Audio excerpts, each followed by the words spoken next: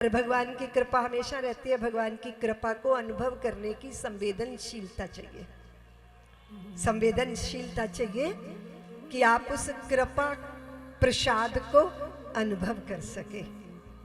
बहुत सुंदर होता है वो चित्त जो प्राप्त या अप्राप्त की फिक्र नहीं करता, पर धन्यवाद से भरा रहता है। धन्यवाद अहो भाव, ये भक्त के चित्त का लक्षण होता है। राजी है उसमें जिसमें तेरी रजा है, यहाँ यूं भी वाह वाह है और यूं भी वाह वाह है। हर परिस्थिति में, हर परिस्थिति में जो स्थित रह सके, चित्त की विचलता के ऊपर अंकुश कर सके। मन तो हो पर अमन हो जाने की कला भी आए। बुद्धि तो हो पर बुद्धि का दुरुपयोग ना होकर विवेकवान बुद्धि के द्वारा तत्व चिंतन कर लिया जाए। धन तो हो पर धन बुरे मार्ग पे नहीं, सत्कर्मों में समर्पित हो जाए। ऊर्जा तो हो पर उस ऊर्जा का सदुपयोग सृजन में हो जाए। विचार तो बहुत है चित्त चेतना में, पर विचारों में अहोभाव, धन्यवाद, साधुवाद, करुणा, प्रेम, स्नेह, प्रमुदिता, प्रसन्नता, आह्लाद और सबसे बड़ी बात है प्रसन्न वृत्ति हमारे भावों में, हमारे विचारों। भाग्यशाली कौन है? जिसके पास बहुत धन है, जिसके पास भारी पद प्रतिष्ठाएं है। ये भाग्य के पैमाने नहीं, ये पुरुषार्थ के प्रसाद है। भाग्यशाली वो है जिसकी चित्तवृत्ति प्रभु के चरणों में जुड़ी हुई है। भाग्यशाली कौन है? हमने प्रभु को चुना, बड़ी बात नहीं है, प्रभु ने हमें चुन लिया और तीर्थ राज में बुला लिया। भाग्य की बात है, भाग्य की बात है। चित्त में सत्य का संकल्प आ जाना, शुभता आ जाना, शिवता आ जाना, पर दुख कातरता आ जाना, अपने कल्याण की वृत्ति का जागृत हो जाना, जीते जी मुक्ति के प्रसाद के लिए उन्मुख हो जाना, सेवा को तत्पर हो जाना, निरभिमानी होकर दानी हो जाना, ये सब सद्भाग्य है, ये सब भाग्य है। हमने भगवान की इस पावन कथा को, ब्रज के प्रेम को, और ब्रज का प्रेम प्रसिद्ध प्रेम है, निष्काम प्रेम है, वो निर्दोष प्रेम है, वो अपेक्षाओं से भरा हुआ प्रेम नहीं है। वहां वैकुंठ पा लेने की भी लालसा नहीं है, सिर्फ भगवान की रूप माधुरी का दर्शन, उनकी प्रसन्नता के लिए किए गए प्रयत्न। अब आप कहोगे दीदी माँ मोह और प्रेम में क्या फर्क है? हम भी तो लगे पड़े हैं। मोह स्वयं दूसरों से स्वयं सुख की आकांक्षा करता है और प्रेम सुख पाने की आकांक्षा नहीं करता, सुख देने के भावों से भर जाता है। बस इतना ही फर्क है। हम दूसरों को पाके सुखी होना चाहते हैं, दूसरों से अनुमोदन लेना चाहते हैं, सुखी होना चाहते हैं। विजन, पंखा बोलते हैं ना इसको, गुरु जी को पंखा कर रहा है, शिष्य गुरु जी को पंखा कर रहा है। फिर मन में एक भाव आ गया कि वाह मैं कितना भाग्यशाली हूँ, देखो मैं अपने गुरुदेव की सेवा कर रहा हूँ। जब ये भाव आ गया तो हृदय द्रवित हो गया, उसमें भावुकता आ गई और फिर आंखें सजल हो गई और फिर रुदन होने लगा, रुदन होने लगा तो कंठ अवरुद्ध हो गया, कंठ अवरुद्ध हो गया, भावपूर्ण हृदय हो गया। तो वो पंखा करते हुए जो हाथ थे ना वो कांपने से लग गए। तो इतने में क्या हुआ, दूसरा उसका गुरु भाई उठा, उसने क्या किया, उसका पंखा स्वयं ले लिया और गुरु जी को पंखा करने लगा और तीसरे गुरु भाई ने उसको पकड़ के भूमि पर बैठा दिया, क्योंकि वो भावुक हो गया था। वो जो है उसकी भावना प्रकट ज़्यादा प्रबल हो गई थी। अब इस घटना से क्या हुआ बताओ, क्या हुआ, क्या हुआ? बोलो, बोलती नहीं हो। क्या हुआ? जैसे वो सेवा करके अपने गुरुदेव को सुख दे रहा था ना, और उसके हृदय में ये भाव आ गया, उस सेवा से वो स्वयं सुखी होने लगा। और जब स्वयं सुखी होने लगा तो भाव प्रबल हो गया, उसका भावुक हो गया, हाथ कांपने लगे। तो हुआ क्या, सेवा ले ली गई। किसी दूसरे ने पंखा पकड़ा और फिर सलीके से पंखा करना शुरू कर दिया। वहां क्या चाहिए था, मैं बहुत सुखी हो गया, ये भाव हृदय में नहीं आना चाहिए था। मुझे सुख देना मेरे गुरुदेव को पंखा करके, उससे मन का संतुलन बना रहता, शरीर का संतुलन बना रहता और सेवा भी हाथों में बनी रहती। सुख देना है, सुख पाने का प्रयत्न, सुन रही हो, सुख दे। हम क्यों सुखी होना चाहते हैं दूसरों से, सेवा भी करें दूसरों को सुख देने के लिए, इसलिए नहीं कि मेरा यश हो जाए, मेरी कीर्ति हो जाए, मुझे प्रतिष्ठा मिल जाए, मेरी जय जयकार हो जाए, मेरी प्रसिद्धि हो जाए। ऐसे व्यक्ति सेवा करते करते थक जाते हैं, वो कहते हैं छोड़ो सब बकवास है, कोई अनुमोदन तो करता नहीं। यहाँ तो गधे घोड़े एक ही तराजू पे तौले जाते हैं। जो निठल्ला बैठा है वो भी आराम से रोटी खा रहा है, जो रात दिन मरे जा रहे हैं वो भी लगा तो है, उसकी मान्यता तो कुछ है नहीं, ना तो कोई उपहार है, ना तो कोई जय जयकार है, ना तो चर्चा है। तो ऐसा व्यक्ति क्या करने वाला है, वो सेवा छोड़ के बैठ जाने वाला है, क्योंकि वहाँ सेवा में रस नहीं है, सेवा करके स्वयं की प्रतिष्ठा में रस है। इसलिए व्यक्ति थकता है, इसलिए व्यक्ति में हताशा आती है, इसलिए उसके हृदय में विषाद आते हैं, इसलिए उमंग रह नहीं जाती, उत्साह रह नहीं जाता। बस ऐसे ही ठीक है, सब बकवास है, देख लिया, ऐसी उसको उपरामता होती है, क्योंकि वहाँ लक्ष्य कुछ और है। इसको बोलते हैं छिपा एजेंडा। क्या है छिपा एजेंडा? लोग कहते हैं भाई पता करो छिपा एजेंडा क्या है। बहुत आके झुक रहा है, बार बार दंडवती प्रणाम कर रहा है, पता करो इसका उद्देश्य क्या है, क्योंकि इतना भगत तो ये है नहीं जितना दिखा रहा है। इसका मतलब जरूर अंदर कुछ और डिमांड चल रही होगी। छिपा एजेंडा क्या है, हमारी जिंदगी का छिपा एजेंडा क्या है, हमें पता करना चाहिए ना। दूसरों का तो पोस्टमार्टम कर लेते हैं, अपने आप को भी तो टटोलना चाहिए। और ये हुआ देव ऋषि नारद ने को बहुत ये था, मन में था कि मैं भगवान का भक्त हूँ, मेरे हृदय में कोई अपेक्षा नहीं है, बस मेरी प्रभु के प्रति निष्ठा है। और इनको बहुत लगता है ऐसा, बार बार लगता है ऐसा, गरुड़ को भी लगता है बार बार ऐसा कि मैं हूं ना, मेरे बिना चलते नहीं है ये, इनकी गति नहीं है मेरे बिना। सत्यभामा को भी लगता है ऐसा कि मैं माननी हूं, मेरे लिए तो पारिजात का भी वृक्ष ले आएंगे इंद्र के राजसभा से उखाड़ कर। और सुदर्शन चक्र को भी ऐसा ही लगता है कि मेरे बिना इनकी गति कहाँ है। तो इन सब को ऐसा लगता है कि अरे मेरा मैं कुछ विशेष भक्त हूँ।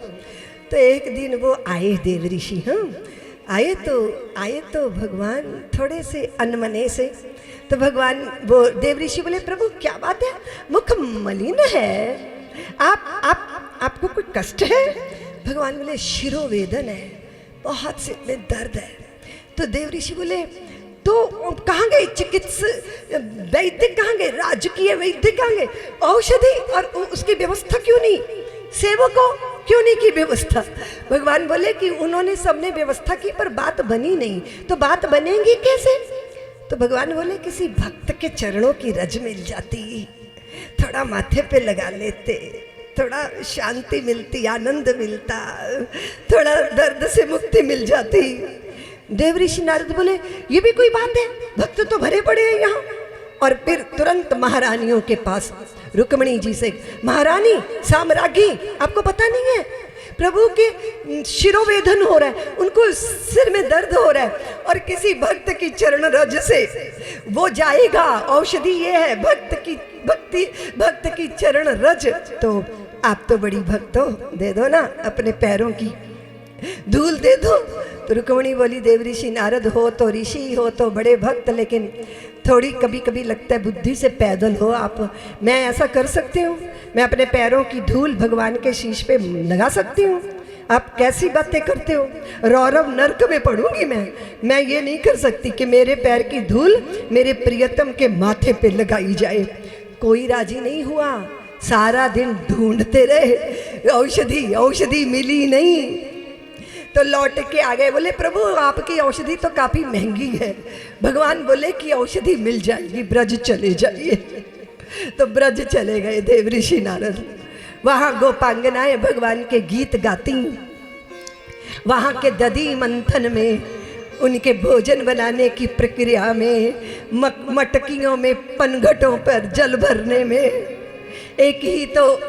एक ही तो स्वर है, गृहे गृहे गोपवधू कदम्बा सर्वे मिलित्वा समवाय योगे पुण्यानि नामानि पठन्ति नित्यम गोविंद दामोदर माधवेति। हे यादव हे कृष्ण, हे यादव, हे सखेति।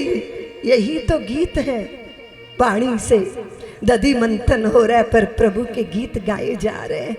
और सारी गोपियां मिल गई यमुना के पुलिन पे। गोपियों तुम्हारे द्वारकाधीश बहुत पीड़ा में है और उनकी पीड़ा की औषधि भक्त के चरणों की धूल है। तो गोपियां बोली तो क्या हुआ? द्वारका में भगवान के भक्तों की कमी हो गई? बोले कोई भक्त पैरों की धूल देने को तैयार ही नहीं। गोपियों ने तुरंत अपने पैरों की धूल झाड़ी और अच्छी सी पोटली बनाकर देव ऋषि नारद को सौंपी। देव ऋषि बोले पगलियो, नरक में सड़ोगी, भगवान के माथे पे अपने पैरों की धूल वो दे रही हो?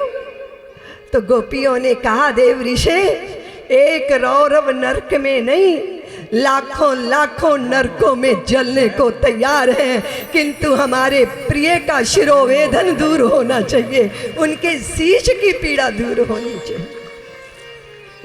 देव ऋषि लौट के पोटली लाए, भगवान को दी। भगवान मुस्कुराए कि बहुत भटकना पड़ा आपको।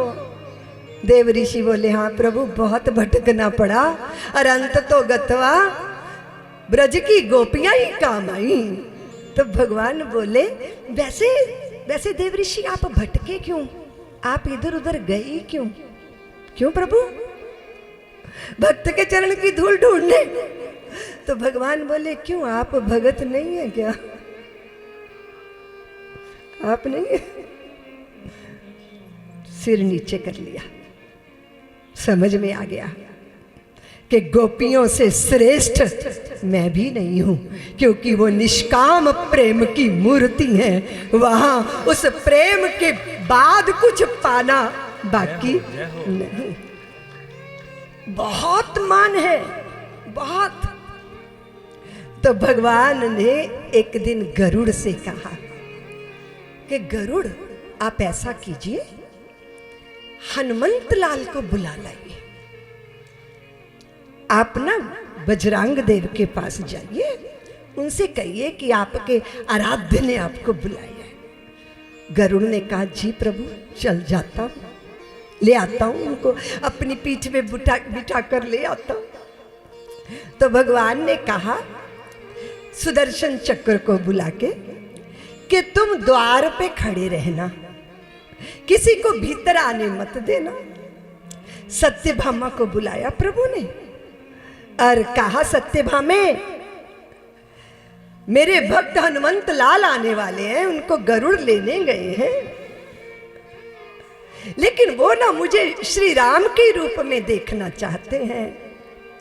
तो ऐसा करो तुम रुक्मणी जी से जाके कह दो कि वो जानकी का भेष बनाकर मेरे पार्श्व में आकर बैठ जाए। सत्यभामा को बड़ा बुरा लगा। बोले क्यों प्रभु? रुक्मणी जी क्यों जानकी बनकर बैठेंगी?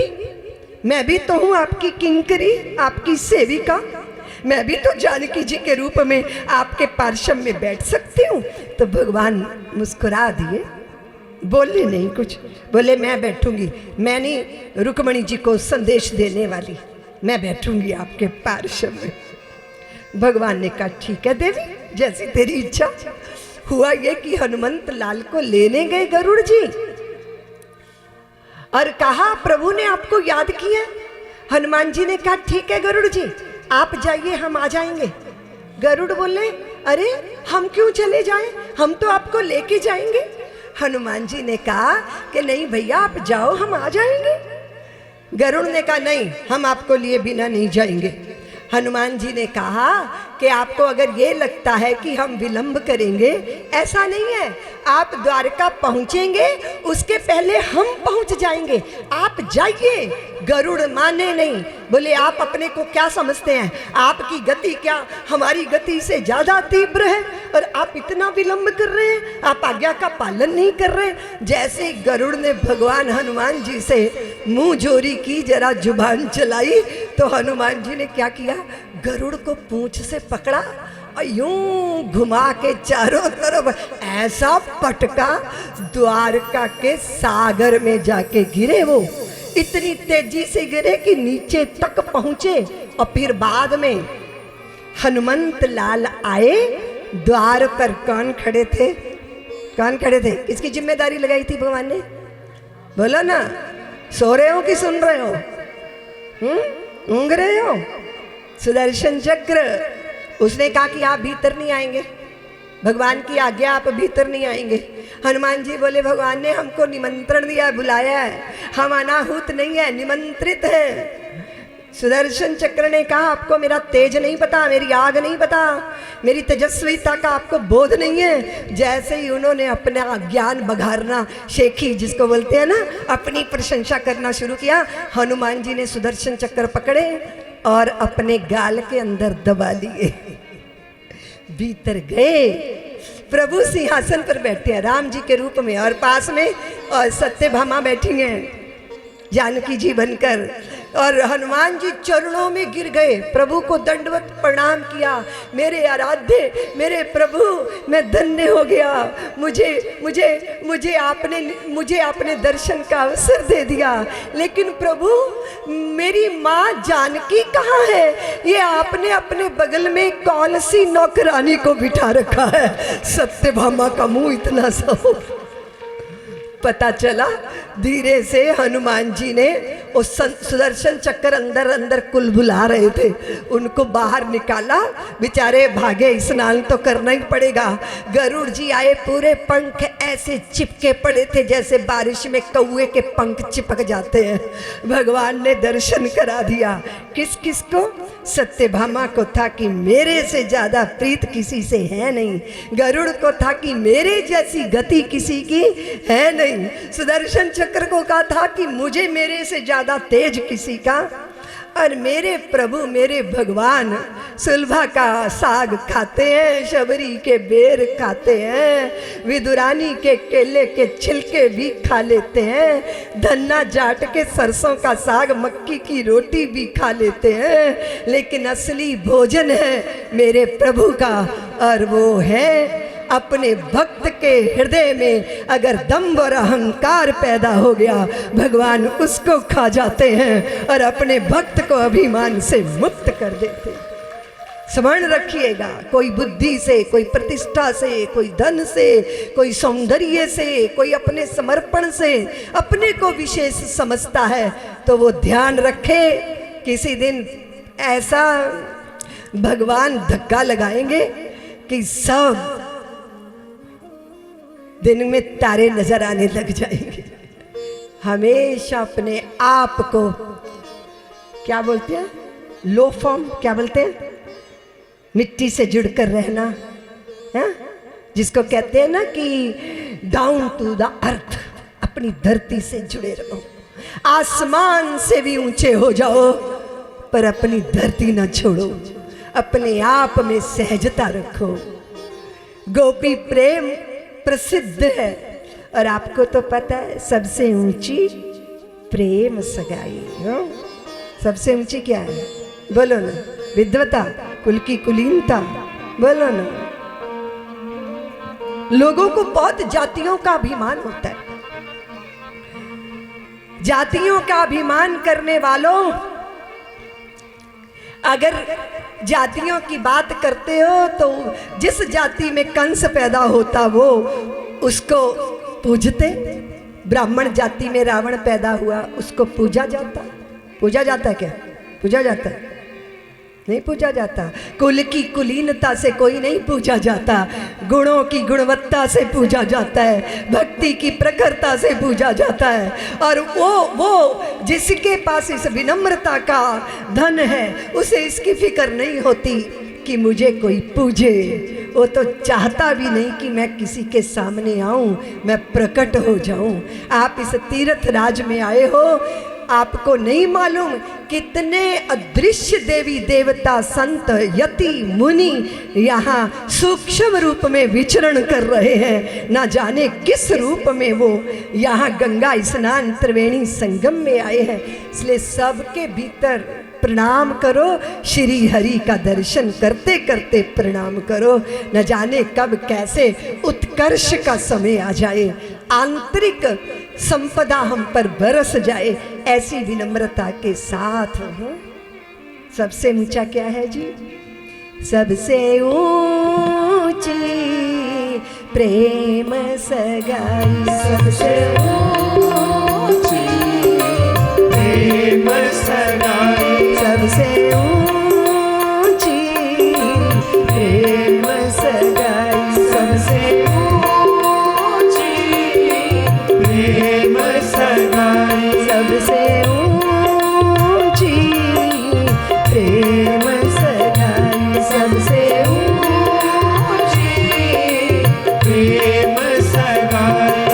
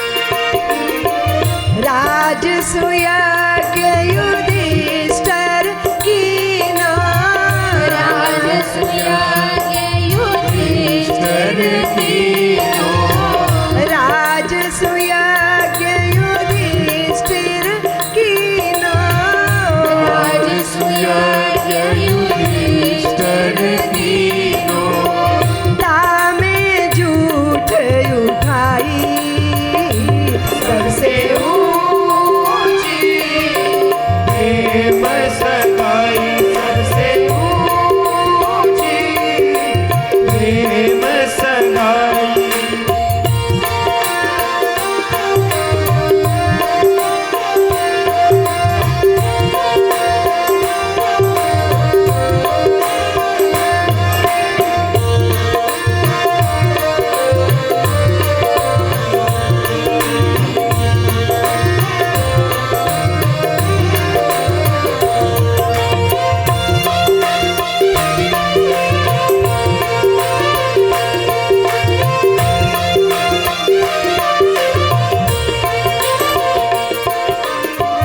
ऐसी प्रीत बड़ी वृंदावन, ऐसी प्रीत बड़ी वृंदावन, ऐसी प्रीत बड़ी वृंदावन, ऐसी प्रीत बड़ी वृंदावन।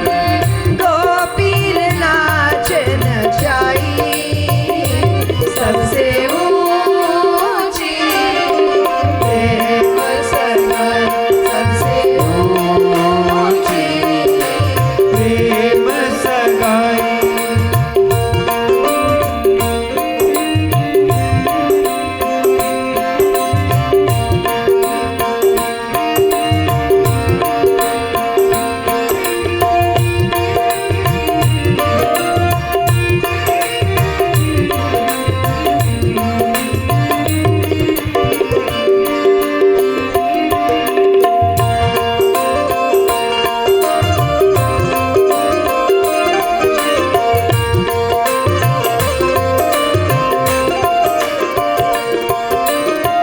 प्रेम के बस नृप सेवा कीनी, प्रेम के वश नृप सेवा लीनी, प्रेम के बस नृप सेवा कीनी, प्रेम के वश नृप सेवा लीनी।